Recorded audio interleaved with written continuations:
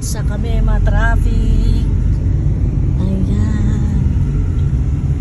Pupunta kami sa St. Peter at meron kaming